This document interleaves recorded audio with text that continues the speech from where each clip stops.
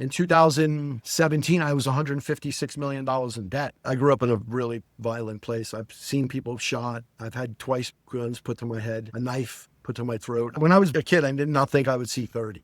I have sent in the last 20 years billions of dollars by wire. Billions. I had a son when I was 18, and I had to make a decision. Do I want to go look forward to my career, or do I want to be a dad? I realized the importance of being a dad because I didn't have that great of an example. So that became my priority. I only have one title that I ever want to be great at, and that's dad. Best dad, and that's what's on my headstone, then I've done everything else right. Florida's not just where we live, it's where we build legacies. Welcome to the Florida Forge podcast. This show is designed to celebrate the entrepreneurs shaping our state's future. Leaders who care about more than just profit. Why? Because the businesses we build today will define the Florida our children inherit tomorrow. I'm Gavin Elliott, a Florida business owner for over 25 years, and together we'll uncover the grit, values, and vision that forge what's next in the great state of Florida. John Chiorando, it's an absolute pleasure to have you here. Philanthropist, innovator, entrepreneur, CEO. I don't know how you have all the time to do what you do, man. It's amazingly impressive, and I'm so excited to have an opportunity to talk to you, brother. How are you doing today? I'm good. I appreciate you having me on, Gavin. Thank you very much. Thank you. So let's jump into it, man. One of the first things I saw about what you do is you're on the board of directors for a society in Orlando for children, I believe it's children with Down syndrome, correct? That's correct. My 14-year-old son has Down syndrome, and when he came into this world, it was a complete shock to us. And I went through a bit of a tough time with it. It just, you go down the rabbit hole of looking on the internet and you see, holy shit, look what my son is gonna be like. And I got introduced to these women at the Down Syndrome Foundation of Florida, and completely changed my life. And I made it a mission that I wasn't going to change my son for the world. I was going to try to change the world for my son. And that's what we've been on for the last 14 years. Oh, I love that, man. So tell me a little bit about that. I can't even imagine, because there's a truth and there's horror stories. You know what I'm saying? People convey to you what certain situations may be like, but that's very rarely the truth. So how is your truth with raising your 14-year-old with Down syndrome? How has that been? My wife had we had 2 miscarriages prior to Joseph. And when he was born, we didn't know he had Down syndrome. So for the first 3 months, he was a typical child. We were raising our typical child. And then my wife just had motherly instinct, and she thought, you know what, let me get him tested. And she got him tested. And on March 9th, she picked up the phone at 5:30. I'll never forget that call. I was actually taking a couple of guys to be inaugurated into the Knights of Columbus. And she didn't even have to say anything. I just heard it on her voice. And I probably got home, and what usually was a 40-minute drive was probably 15. And I went into a complete shell for 2 weeks. And then I realized that about a month and a half early, I went to my priest and I sat down with him and I said, hey, I grew up dirt poor. Now I'm not poor anymore. And I write checks all the time for charities and philanthropic needs. And I don't say no to anyone, but I don't feel like I have a purpose. And he said, just pray. Don't worry. God will give you a purpose. And about 5 months after my son was born and I went through that process of mourning, I said, shit, I asked for this. This is it, right? This is it. There's beauty in this. And God doesn't make mistakes. He never will, and he never has. So it is up to me to do something with this to benefit everyone. So I was humbled enough to be part of the board, the Down Syndrome Board of Directors, and we've raised millions of dollars. And charities are great. I was very specific on one that I joined. All of our money, and the highest ratio of money that I've ever seen in a charitable or a foundation, goes back to the people. We do scholarships and tutoring and teach kids how to ride bicycles and get them inclusive in karate and jiu-jitsu, ballet, swimming, speech therapy, occupational therapy, physical therapy. And we did that with my son from day one when we found out. And Joseph is currently on a championship little league team. He has a What? on Thursday. Yep. He plays with typical children. He holds his own. He can bat left-handed and right-handed. He throws like an animal. He's big, strong. He does jujitsu. He plays football. He plays basketball. You know, he has his challenges. You know, a lot of cognitive challenges, but the best hugger in the world. And we don't treat him any different than we treat our 10-year-old. Oh, that's amazing, man. I do Brazilian Jiu-Jitsu as well. When I talk about it, I'm like, listen, when you're able to be choked out and keep your head about you, everything else becomes real easy all of a sudden, you know? No, I'm so happy to hear that, man. And I remember when I was on the board for the Access School, they had a setup where kids were, they wanted to make them a part of the real world, you know, not a part of a different world, but the whole world. Inclusion. Yes, that's absolutely it. So they had like these things where they learned how to put mail away and like how to be, and many of them got jobs after leaving the school, and it was fantastic. We employ 3 people here constantly. Really? Constantly. You employ 3 people with Down syndrome at the charity? And no, at my office, in my facility here. They Really? Yeah, we've had individuals with unique abilities here probably 13 years now, and the culture shift from a company perspective has been, it's just been amazing. Hugs, laughter, empathy, understanding, participation in the community events. It has been an amazing thing. We don't do it for tax credits.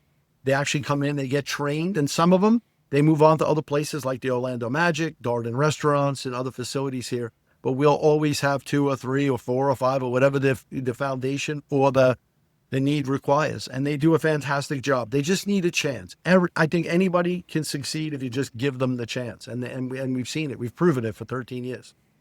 That's absolutely brilliant, man. And I remember in dealing with autistic children, there was such a genuineness to them, you know, like the bullshit that perhaps you, but definitely me and like other people put on themselves in the real world, that does not exist for like the uniquely abled people, you know? It's a different vibe. So if you could elaborate, their positivity has like positively infected the organization?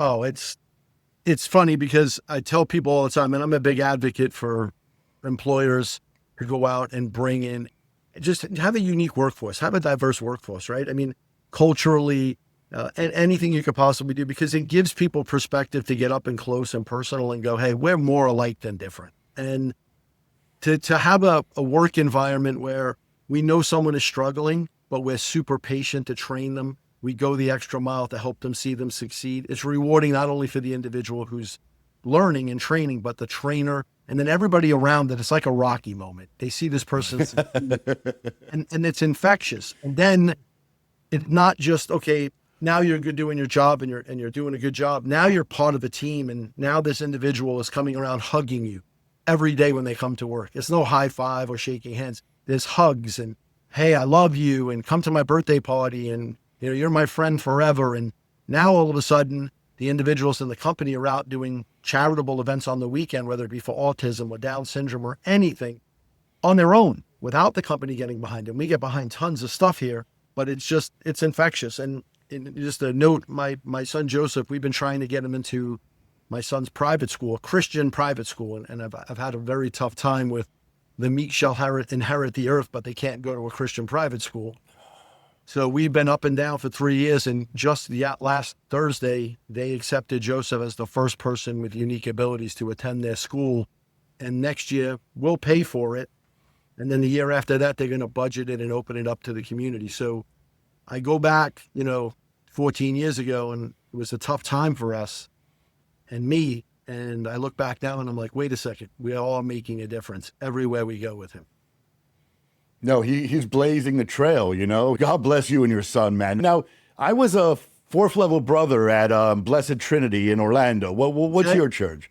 Yeah. I go to St. Margaret Mary and St. Peter's and Paul. It depends. One of my really good friends is a deacon. And so my son Joseph loves him.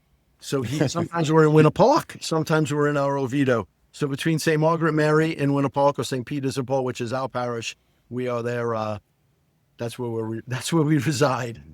No, that's brilliant, man. My fiance actually this Easter Saturday converted to Catholicism. It was such a beautiful event, and now we go to church with each other and everything like that. And no, so I mean, faith seems to be a very. Just a very quick aside. One of the guy who was training all the candidates had a tattoo of the Knights of Columbus symbol on his cap. And like, I am getting involved now, finally, after far too many years in Knights of Columbus in Fort Lauderdale. So I'm looking forward to it. But like, To get together and do good stuff. I mean, absolutely, man. Absolutely. And I like the sword too. So sword is cool. So I grew up Catholic. My mom's from Ireland, you know, so I'm Irish Catholic. The guilt's a real thing. But like, how have you have a lot of cradle Catholics who like come up in Catholicism and then like fade away. Some come back, some don't. Faith is always important, but have you been an active member of the Catholic community your whole life, or was there times you stepped away? I had a very I had a horrific childhood. A lot of violence, a lot of drugs. Not me, but my dad. So I always was kind of asking God, hey man, what'd you give me these people for? Like, good people to start off in life with. But I always was gravitated to the Catholic Church. I loved Mass. And then, you know, a couple of things happened in life with Joseph. You know, I remember the day that happened, I had my a crucifix on, and I wear a few of them. But when I got home, I was like, you know what, God, this is the last fucking straw. So I ripped it off. And it took probably 5 years. I mean, I would go outside and I lived on a big piece of property and just curse God, scream at him. I didn't agree with him. And it took me probably 5 good years to rebuild my relationship and find him again. And what I realized is I walked away from him. He never walked away from me. And I'm very Catholic. I believe the Mass is a recreation of the Last Supper. I believe that, you know, 100%. We're in the community. I love the peace be with you part of Mass. It's my favorite part, by the way. Mine too. The peace be with you. Yeah. It's tattooed up my wall. I got the Bible verse. I can do all things through Christ who strengthens me I have on John my arm. 14:17 here and a whole bunch of other ones here.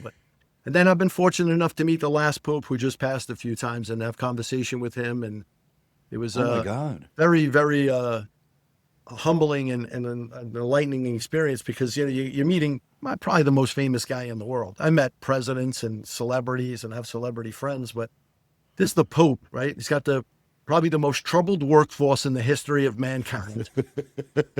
You know, conflict every, and 1 billion people dependent on him to do the right thing. And, you know, I met him the first time and he came over to me, and it was the second time I met him, but really this time I had a chance to have a conversation with him, and he came over and you know, what do you say to the Pope, right? Well, nice to meet you. And first thing he said to me was, please pray for me.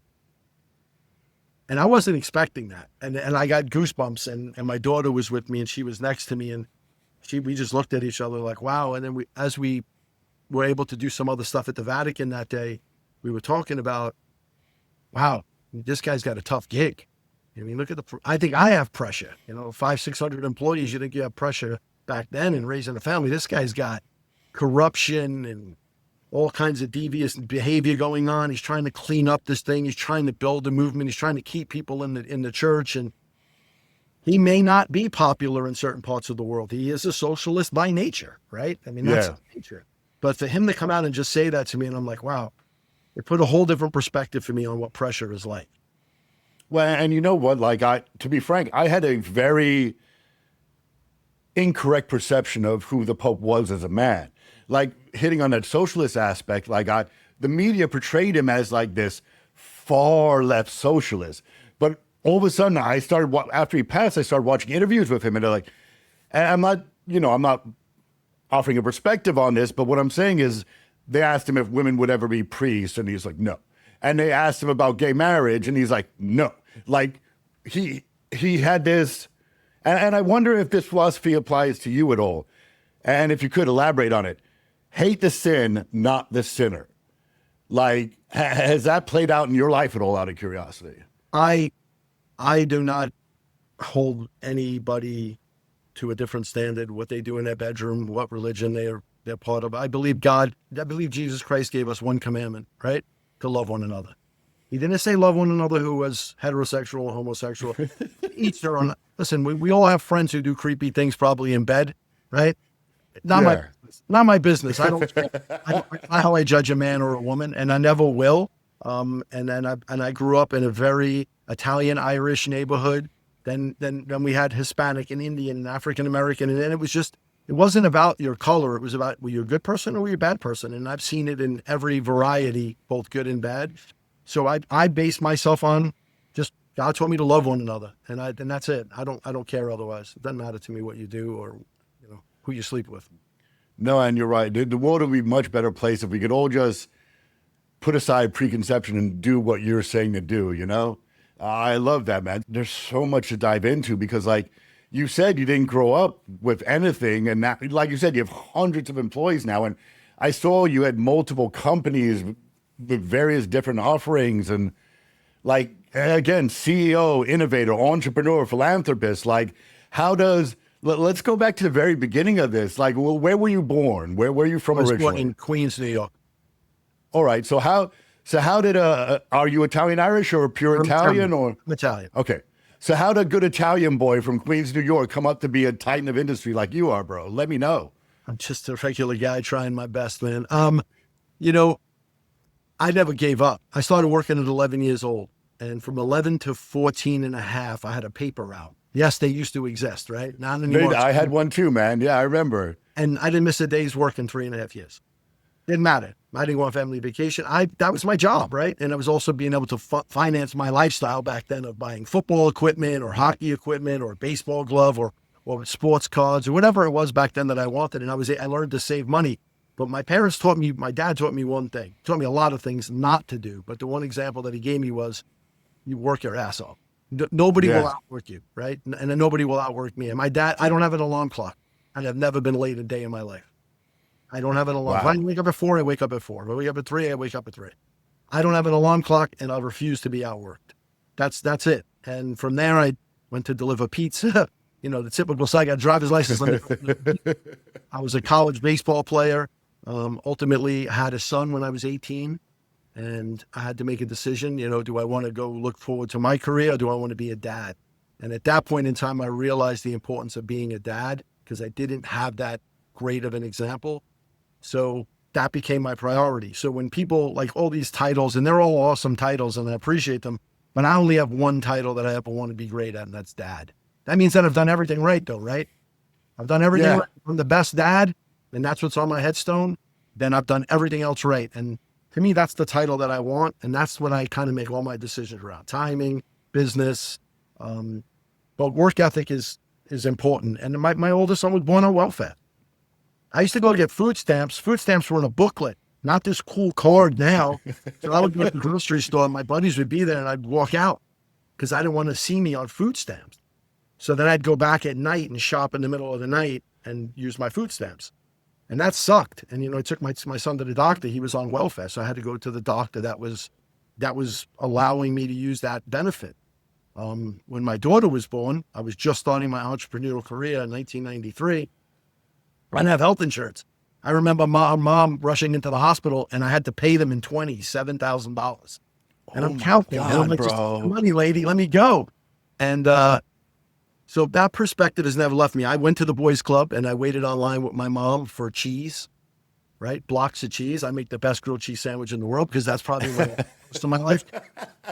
But perspective has never left me, and I appreciate what I have and what we're building. And the philanthropic side has never been missing from my life. I've given money since when I didn't have it, and the more I give, the more I get, the more I get, the more I give. And to me, that's the circle of life.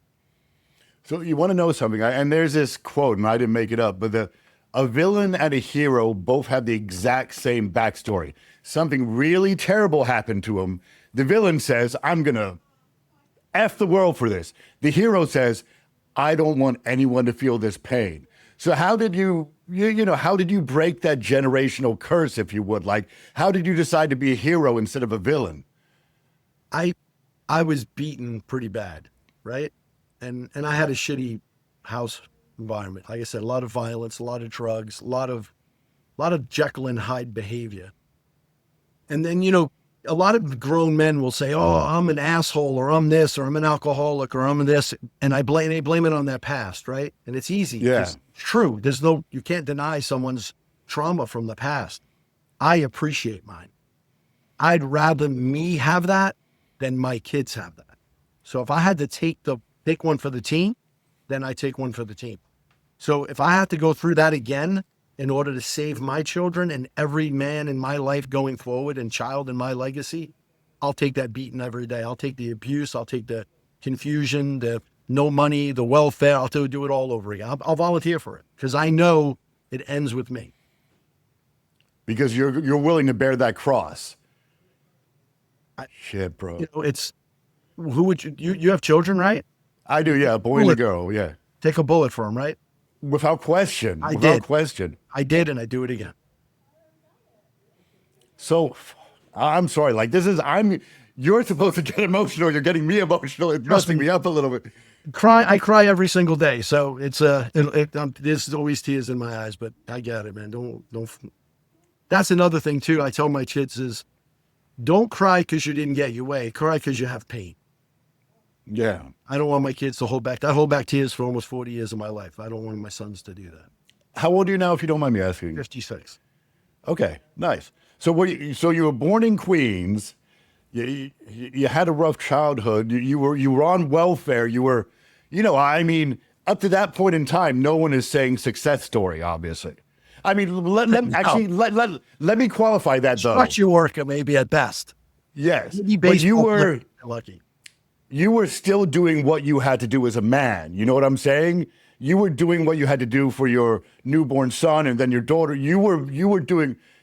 You ever hear that thing from Chris Rock, who's like, being a man is brutal because only women, children, and dogs get unconditional love? You ever heard that? So like, but you were pushing through. So like, what lit that entrepreneurial spark in you? What fired that up in you?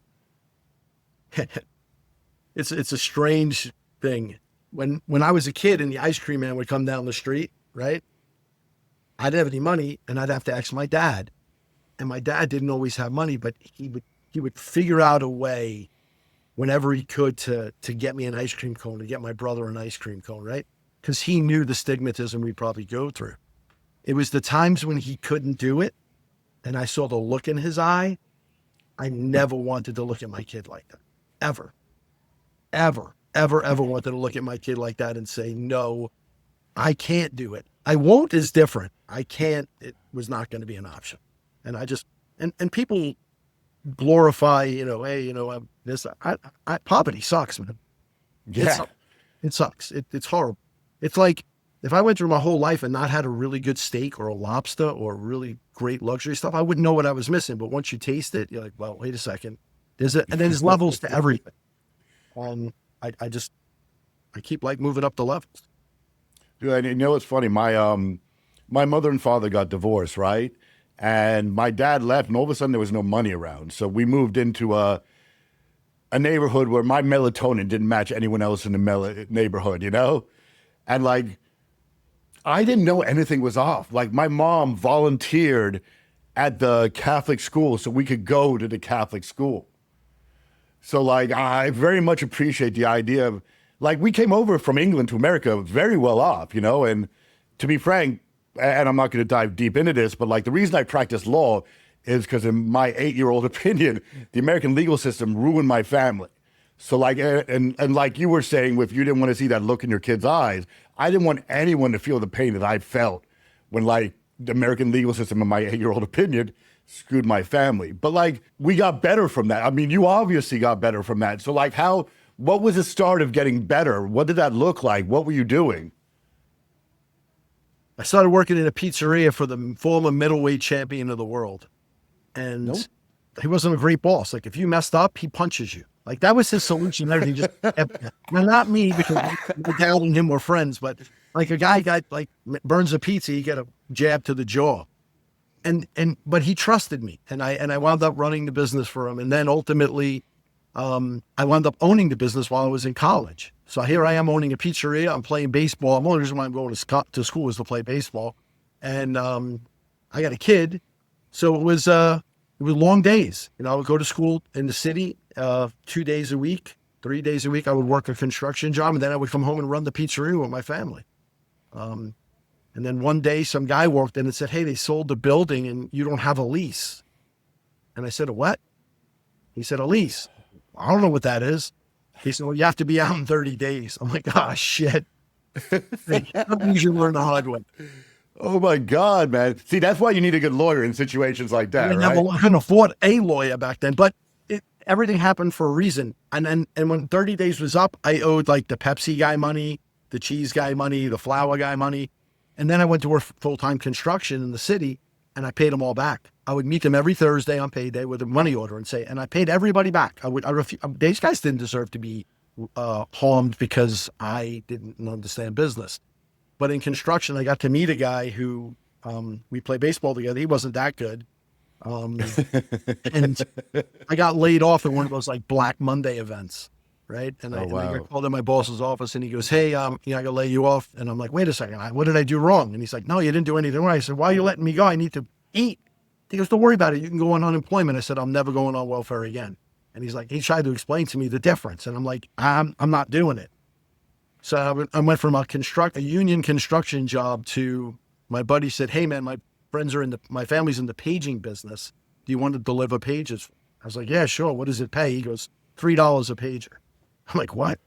My first week I made $40. I got about $300 in parking tickets. By the time I was all done, he couldn't afford to pay me anymore.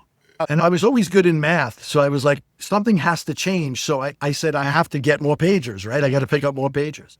So by the time it was done, I was running that company for them. They couldn't afford to pay me. I was hiring people, and I got to learn a technology trade. I got to learn paging, right? I got to learn sales. I got to learn customer service, technical stuff. And that was my entrance into work 35 years later, but 32 years later on my own in the telecom industry, which I've been in for the last 32 years. So so one of your companies is Q West, correct? Q1.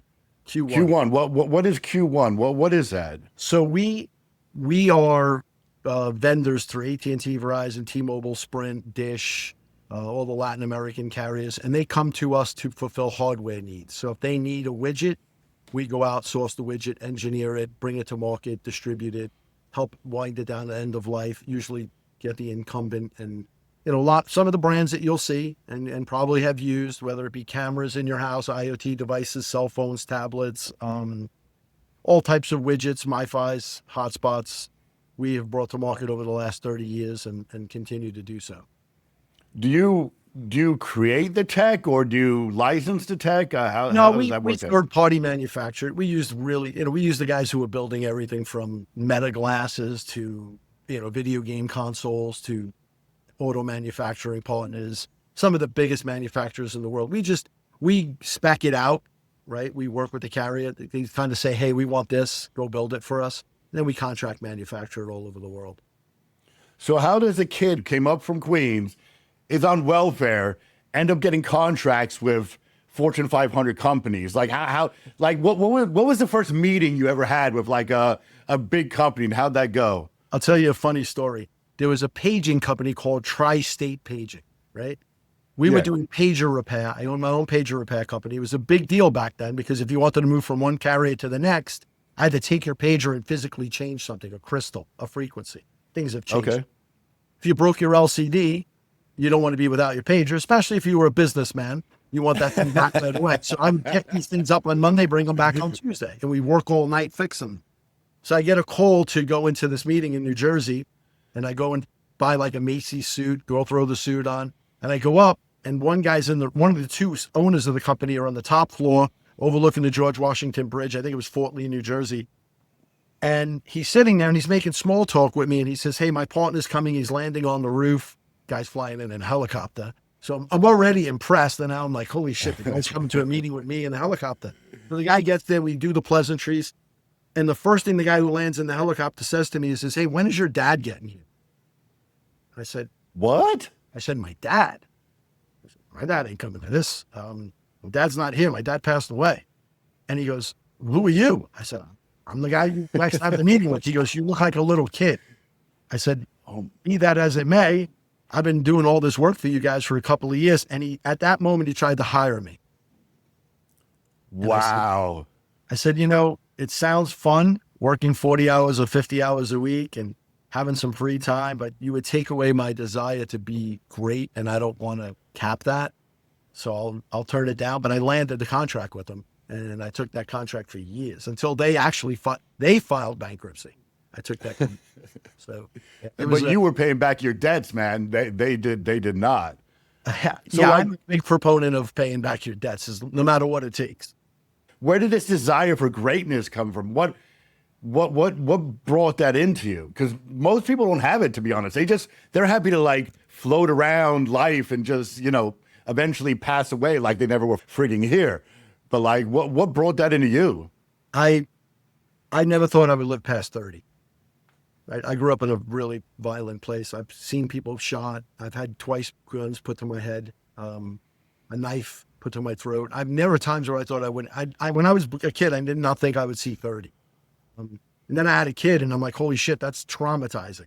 I got to be here. Then I had a daughter, and I'm like, I can't leave my kids in this world without me.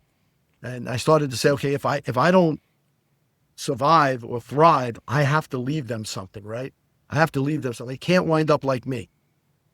So it was just that yearning to give them all the stuff that I didn't have, not just stuff tangibly, but love, affection, time, guidance, mentorship, all the things that I did not have.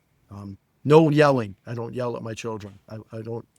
No hitting. Wow. Spanking. No hitting. My oldest son would argue because I whooped his ass plenty of times spanking him. But I got spanked so much that I would torture my dad. I would just say, "Are we done now?" And I would pull my pants up, and he couldn't. I wouldn't cry. I refused to cry for him. I didn't want to give him the mental advantage over me. And I just like anybody else. I hope we all want to be better. I just want to be better every day. I fail 90% of the time, but I just get back up and do it all over again. I wrote a book about it. Well, what's the name of your book? I wrote a children's book called Gratitude. And if someone wanted to find that book, where could they find that book? It's on Amazon. It's on Gratitude, the book, gratitude.org, or Gratitude, the book on Instagram is the handle. And and all the money, even when I pay for the book, when I pay for shipping, everything, all the money goes to charity. Does it go to the Downs Syndrome Foundation, and it goes to my daughter Nina's foundation, Nina Strong. What is your daughter's foundation? My daughter passed away in November from leptomeningeal disease. Oh God, bro! I'm so sorry, man. She fought her ass off, man. And was this a daughter you were talking about where you were on welfare and only daughter? I'm supposed to. Oh man, I'm so sorry, but listen, like you're gonna live a good life and have an amazing legacy, and the best thing about all that is when you get up to heaven, when she comes running at you with her arms open. Anyway, I do this trick where I squeeze my hand and it stops a tear. So I'm gonna do that. It's funny you said that because people ask it all the time, how you doing? And I'm a man. I say I'm okay. But there's this like place that you exist in where you can't wait for that day, but you also want to be here for your kids. Yeah. What was your daughter's name again? Nina. God bless her, bro. God bless her. You know what really stood out for me in you talking about your dad? I mean, you very quickly pass over the negatives, but when you were talking about the ice cream story, and when your dad, like the look on his face when he couldn't get you ice cream, like he loved you, but he was, he wasn't the best dad necessarily, but that look on his face showed that he bloody loved you, man. And that's so like, that's a look at a man's eyes. That look in his eyes reminded me of people when I seen them in concentration camps in World War II, how they just had that 1,000-mile stare. They were defeated. At that moment, I saw like my Superman, who should have been my Superman, completely defeated by the ice cream man. So you have your 14-year-old son is not your first child, correct? So I have a 37-year-old son. My daughter Nina was 31 when she passed on. My 14-year-old son is Joseph. He has Down syndrome. And then I adopted a child at birth, Matthew, who's my 10-year-old. And he's like my best buddy. Like me and him have everything in common known to man. Matthew, huh? Matthew. I mean, it's Matthew, Mark, Luke, and John. God bless this bed that I lay on, man. I got Matthew, Like- John, and Joseph. At least it's not Tony, you know? Maybe the So, middle. like, what motivated you to move from, because you owned a pizzeria, and like, what motivated you, and you were selling the pages with that pager company you mentioned, what motivated you to move to Central Florida? I had come down here. My aunt and uncle had moved down here. My uncle worked for the city, and he got hurt, and he retired down here. And I came down here, and I'm like, oh, this place is paradise. So, you know, when I was younger, I would make lists, and I would say, I'm going to do this by this age, this by this age, this by this age, and up until recently, I'd never missed a date of a year, not a date, but a year. And I said, Wow. I'm going to move to Florida.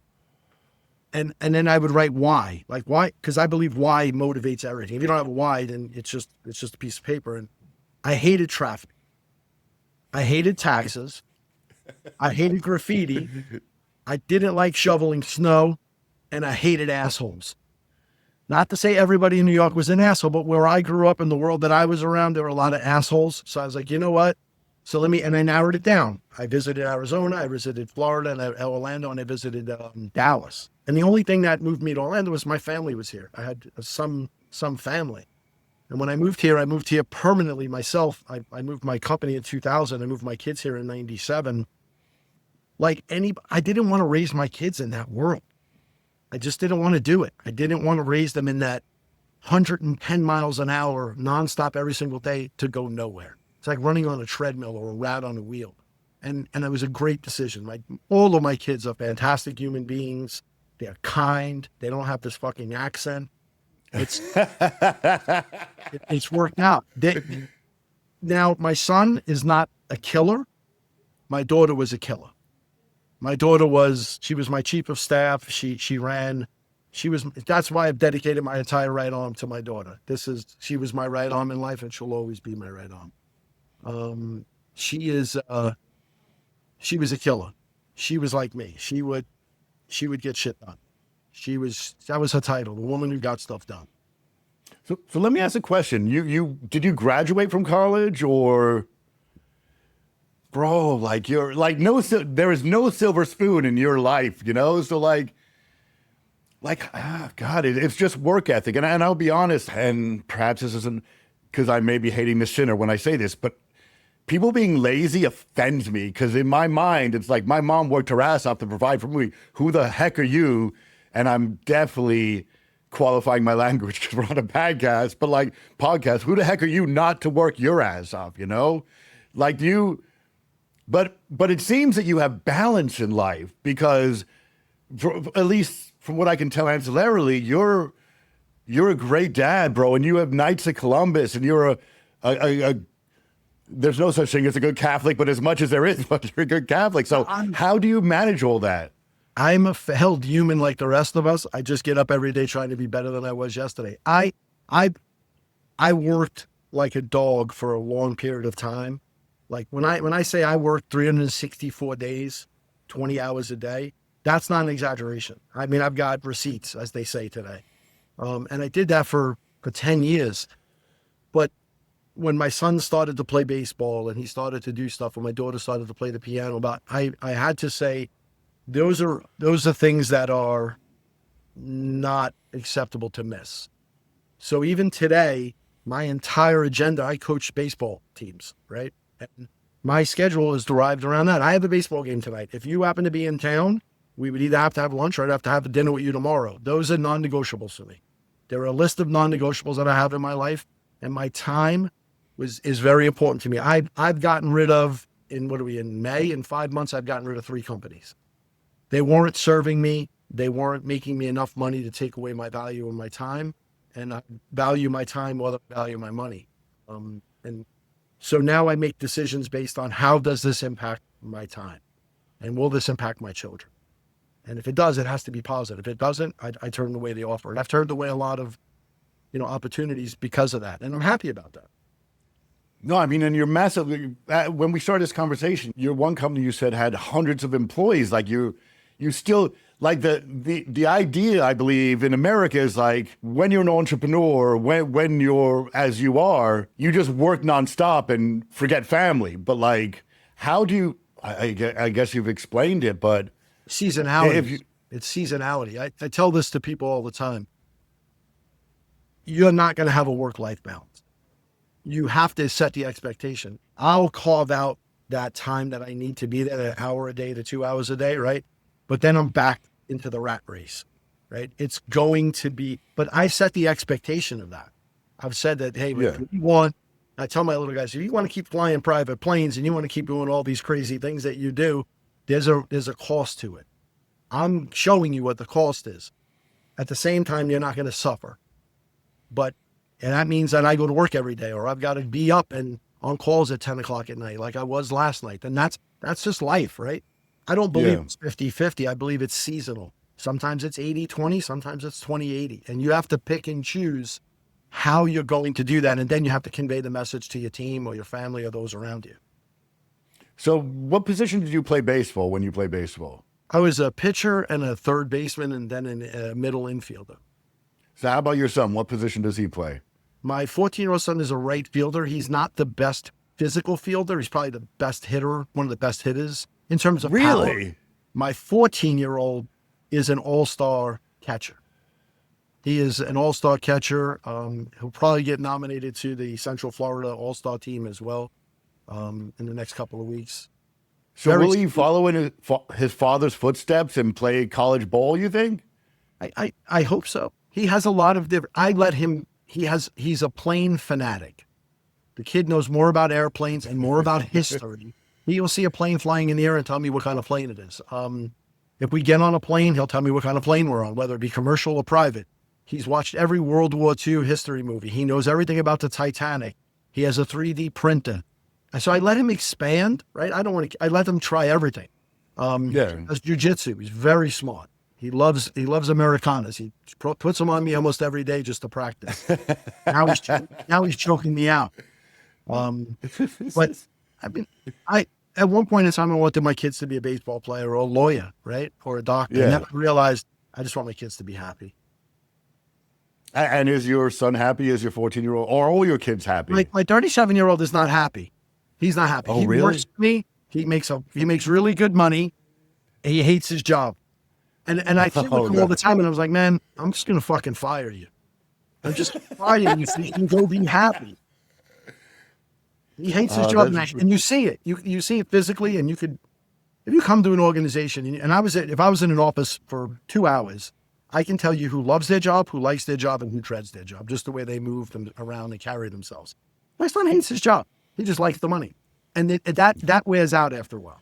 It does. Because listen, you can always make more money, but you can't buy happiness. I mean, there's this joke about, have you ever seen anyone unhappy on a jet ski? But like you can't buy happiness. Yeah. Have you, there's this one quote, and I say this in but the quote means a lot to me, and it's from Rocky, where it's like, it's not how hard, and you've mentioned some of this already. It's not how up on my wall right here.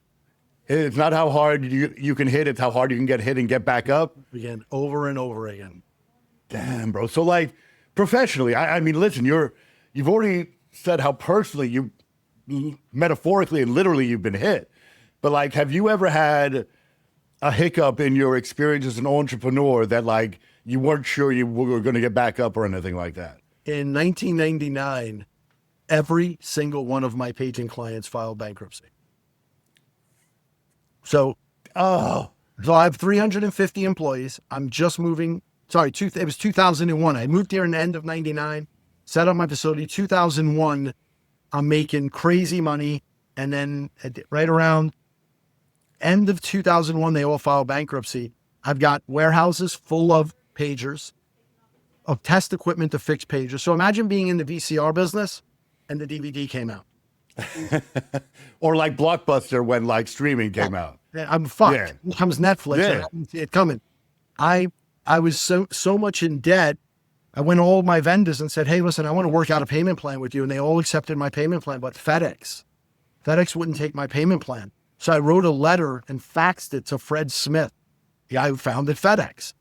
And I get a call back like 2 weeks later from his assistant. And she said, Mr. Smith would like to let you know that he wishes more Americans were like you. And I'm going to send you a fax that you can handle local rep. And FedEx took my payment plan because I didn't want to file bankruptcy. I didn't want to hurt anybody. And I was able to, that reputation catapulted me into the cellular world because people said, hey, this guy can be trusted. He's not going to screw you. I had every legal right to not pay people, and I refused to do that and go down that path. And then, hiccups happen to me every day. And there are convulsive vomiting moments. In 2017, I was $156 million in debt. Whoa. That's not a credit card, man. That's like That's why I a small laugh. country's GDP. I got $100,000 in debt. I mean, it's all relative, but I was making about $6 million a year. The interest rate was 18%. It would have taken me forever to pay that money back. Today, my company's almost debt-free. I would say it's pretty much debt-free. And that's not always the best thing to be is debt-free. Proper debt is important, but I've had... Without question. Tariffs have been fantastic for me the last 3 months. I don't know. I had a full head of hair before the tariff started. But I believe in the tariff. I believe in the government. Yeah. We should manufacture here just a little more orderly. But we've lost $30 million in sales this year because of the tariffs. Oh, wow. But well, let me ask you if you share this philosophy. Like I see a gallon of milk at $4.59 or whatever, and it blows my mind. And our middle class is getting effed, man. Like, I know how much everything costs for me, and I have 2 kids. Do you have any ideas on like what we could do to make life bearable for the average bloody American? Not most people don't even come close to your success, to be honest. But I remember when my first job, I was paid $36,000 a year as a lawyer. So do you have any thoughts on what we can do to make life better for those people? I've sent, and the answer is yes, I have an opinion. I have sent in the last 20 years, billions of dollars outside of this country of American money by wire. Billions. Right? Wow. Imagine if I kept that money in, and I'm working on doing this right now, actually, working on manufacturing my own products here in the U.S. I own a guitar company. I own BC Rich Guitars. Right now, I'm going to start manufacturing in the U.S. Cell phones, tablets, anything we can do like that, Wi-Fi's, hotspots, we're going to start doing here as much as we can. If I had kept that money in this country all those years, imagine the infrastructure we would have built. Imagine all of those dollars that get spent in those local communities, right? So instead of when I take that money and I send it to another country, it doesn't come back here. It never comes back. They build themselves cities and infrastructure beyond belief. I've seen it. I've been all over the world. I've been to places like Asia where I went there and they had 1 million people. And every year I go back, there's another 1 million people and 10 more skyscrapers. If we would have kept that money here and built our own country and our own infrastructure, maybe the middle class and the lower income families would all have free healthcare. Maybe we could subsidize food. We've built other countries. We invented the car. We invented the damn radio, the television, and they're all made overseas. And that shouldn't happen. We should put high-paying American jobs back here so that the middle class is a $80,000 to $120,000 number. They can afford that $4.59 gallon of milk. They take pride in their workmanship, and that money stays in the ecosystem because when John Doe makes that money, he goes to the local bagel store and buys bagels, or the local grocery store and buys groceries. He's going to the local dentist. When we ship that money out of this country, it never comes back. Right. And you know what's even more terrifying about the stuff going abroad? China makes almost all of our pharmaceuticals. So if we actually had a real conflict with China, our people don't have bloody medicine anymore, which is terrifying. So what steps are you taking to make America great again, if you would? What steps are you taking to bring the manufacturing back to America? We are in the process of moving. We're in about a 200,000 square foot facility now. We are in the process of mapping out a 435,000 square foot facility in a free trade zone that we will allow us to go component level SMT and PCBA manufacturing and offer that to our customers who are quite large and are very interested in this. And we are working with both government agencies and private sector folks to begin that process and hopefully have it up and running by September to November. Okay, I'm going to ask the dumbest question you probably ever heard in your whole life. How did you become so business smart? Like, you don't have an MBA, you know what I'm saying? Like, but I have made every mistake you could make twice. I realized that the third time is probably not the way. No, truthfully, and people ask me this all the time. I have read, I used to average a book a week. And then I got older and I couldn't see so well. So I fall asleep reading books. Probably average about 25 books, 24 books a year now. I read business books. I read books about other people who have done what I want to do. John Rockefeller is a big hero of mine, from his business acumen, at least. Yeah. But also the key, and this is the keys to success for anyone. If you go on vacation, if I'm going to go on to Italy, I hire a tour guide to take me where I want to go, the safest way to get there, the most efficient way to get there, and the best route, to enjoy my time. So I hire people with the same mindset. Doesn't matter if I can afford them or not. I hire someone who's been where I want to go, has done what I want to do, knows how to get there, and knows what to avoid and how to avoid it. So that's what I do. That's who I hire. I hire the best of the best. And most of the people, when I hire them at first, they're like, hey, man, why are you hiring me? My first attorney, had about $4 billion of M&A under his belt. Wow. He said, hey, man, why are you hiring me? You're a small company doing $100 million a year. I'm coming from a billion-dollar entity, multi-billion-dollar entity. I said, don't worry, we'll work out. When I purchased the company back in 2013, I wrote a $135 million check to them. I levered up debt to do it. He wrote my APA, right? My asset purchase agreement in bankruptcy. Saved me about $300,000. I said, you see, I'm learning from you, but I'm also utilizing you, and it just saved me $300,000. Now I have 2 attorneys on staff at all times, and I learn from them. My CFOs are always coming from bigger companies. I want them to be publicly traded CFOs. Why? Because that is on my list, right? So if I'm operating as if I'm public today, the transition to GAAP or SOX compliance becomes a lot easier later on. So I just have the best people around me. And then when you have the best people around you, I become like a fire extinguisher. I'm on the wall. I'm here all the time. I'm super reliable, but you only need me when you need me, right? That's the best analogy. My job has always been to put myself out of a job. Wow. So how did, and honestly, I'm a small law firm. So one of the biggest issues I have is giving up control. Like having someone else do something that I could do. Maybe there was never a threshold for you, but if there wasn't, that's fine. But if there was, how did you overcome that? They're not doing it as well as I could. Like, how did you overcome that? Number one problem for transitional businesses. So at one point in time, I was the best sales guy. In fact, I bragged that I would set every year expectation and tell the entire sales team, I'll beat you combined. I was the CEO, the CFO, the COO. I was the janitor. I was the security guy, right? And I realized that if I'm all of that, we're never going to get any bigger than me. So how do I let go and say, okay, you could be the best sales guy. Now I haven't been the best sales guy in a decade. Still the best sales guy. It's just the numbers don't say so. I'm selling something, right? And here's what I figured out. You bring in someone, right? Pick a position you're struggling with that you don't want to do. Give me a position. Finance, accounting. Marketing, right? Marketing, yeah. You know in your head what you want marketing to look like, right? Yeah. You got to bring someone in and you got to figure out, how do I take my mind and put it into their head? Here's how I've done it. I bring someone in and I say, this is what I want you to do. And this is why I want you to do it. And this is the impact it'll have on us. And I send them out and I know they're going to fuck it up. Guarantee you, but you have to know they're going to fuck it up, Gavin. If you don't, you're fucked when they come back to you. So they fuck it up. They come back in and you say, okay, great. What did you do? Okay, I would have done it this way and why. Okay, we good? Okay, great. I'm sending you back out and I know you're going to fuck something else up. You're coming back. And they go out and fuck something else up. And they come back in and you say, what happened? Okay, I would have done it this way and why.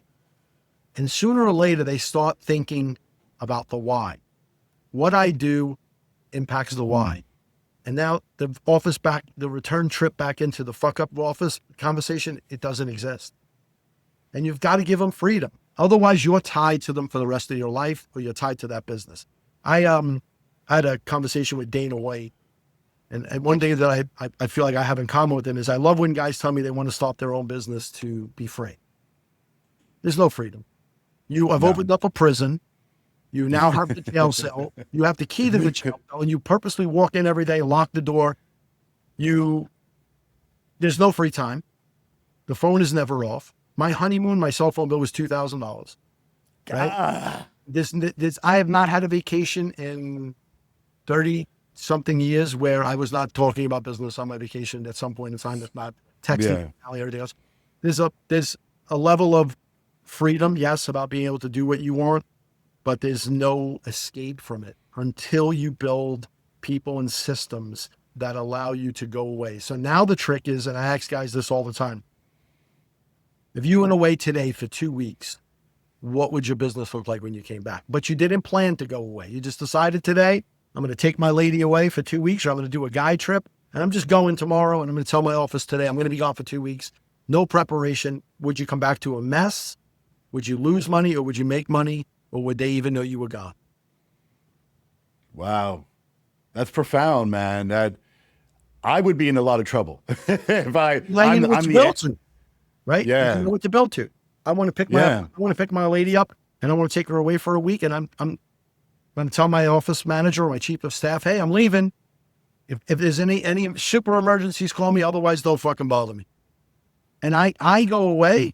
I don't come to work. I may take a day off. I may go do some jujitsu. I may go. You do jujitsu? Yes, sir. My whole family does. Nice. I so much appreciate your time, man. And dude, you're an awesome guy, bro. You already have a legacy. You already do, man. Your success is irrefutable. Your character, similarly, like, dude, and you're just a straight up good guy, bro. Like, you really are. Like, when I heard Natty Columbus coming out of your mouth, I was so bloody happy. But the question I'm going to ask is, you already have a legacy, but what the whole concept of this show is to, and by the way, I haven't had a silver spoon interview yet. It's all been people who've come from nothing. What do you envision your legacy being? When you leave this world, what are people going to say about John Chiorando? Like, what is that? So I have three stages, or three pillars to what legacy or legend, right? I like legend because it's cool. It sounds cool, right? Legacy. We all have a legacy, good or bad, right? We're all going to have. Yeah. I want my legacy, and the cornerstone for me will always be dad. I don't give a shit. I don't give a fuck what you think about me or what people care about me. It's those 3 or 4 people or 5 people in the world who know the type of dad that I am. That's first and foremost. The second thing is I want to make a difference in the special needs community. I want inclusion I want opportunity given to those who deserve it. And deserving is just give them a chance, right? And the third thing is I'm going to track down the disease that took my daughter, and I'm going to fucking wipe it off of this earth. That is what I'm going to do. That is a mission of mine. And she will not have left and suffered in vain. And I believe, working with Moffitt Hospital in Tampa, that there's a path to that, and I'm going to make that happen. Wow, man. Wow. That's powerful. Dude, and you are, remember when I talked about the difference between heroes and villains? You're a hero, bro. You really are. But let me throw just real quick. What is if people want to get in touch with the charity that you're a member of, what's the website? What's the information? You can go to the Down Syndrome Foundation of Florida. And if you're in the special needs community, please go there. Tons of resources, free scholarships, whatever you may need. And then my daughter's foundation is Nina Strong. Nina's was the toughest human being I've ever seen fight the most horrific battle, from breast cancer to brain cancer to ultimately spinal cancer. And she beat breast cancer, then she beat brain cancer, and it just kept attacking her. And she is an inspiration to all of us. My book, all the money goes to those 2 charities. And those are the 2 reasons. And what was the name of the book again? Gratitude. I have I'm gonna buy a copy, bro. Dude, your story is See the gifts? Now here's a little Yeah. secret not a lot of people know. All the gifts represent different special needs. Down syndrome, autism, childhood cancer. And I think it's a book that came to me watching I thought I wrote the book. And then one of the women in the office said to me one day, "You didn't write the book." I'm like, "Of course I wrote the book. I have the handwritten thing. I wrote the whole thing." She said, "No, your daughter wrote the book. You just took notes." And I did. I watched my daughter suffering the most horrific ways and means of chemo and cancer and, mastectomies, and took in her female. She just got married. She was in love. Her and her husband had a beautiful love. And I watched her wake up in the morning and go, "Man, it's really great to sit out here and have this cup of coffee with my dog." She appreciated the littlest things in life. And then she fought with tenacity when the time called for it. And that's my inspiration. So, and I think every kid should wake up every morning going, "Hey, God, thank you for this beautiful gift of life. I'm going to go out and kick the world's ass today in tribute of you." You're an absolute inspiration, man. And thank you so much for your time. And I obviously know you're busy. You're basically Elon Musk with a philanthropic vibe, you're like doing everything. Not yet, but thank you for that. I believe Elon Musk is either one of two things. This generation's Da Vinci or a Martian. Because Yes. nothing else. One of the two. The guy, anything he touches has been miraculously transformed. And I think we're lucky to have him. I'm lucky to be in a world that he exists in to get motivation from him on. I mean, that, like E.T. phone home, it makes sense in wanting to go to Mars then. Well, John, thank you so much for your time, man. Like, this has been awesome. Thank you. Likewise, bro. Time flew by. I appreciate you having given me the opportunity. Thank you for listening to the Florida Forge podcast. If today's conversation inspired you, share it with someone building their own legacy here in the great Sunshine State. Until next time, keep forging what's next for Florida, and we'll see you soon.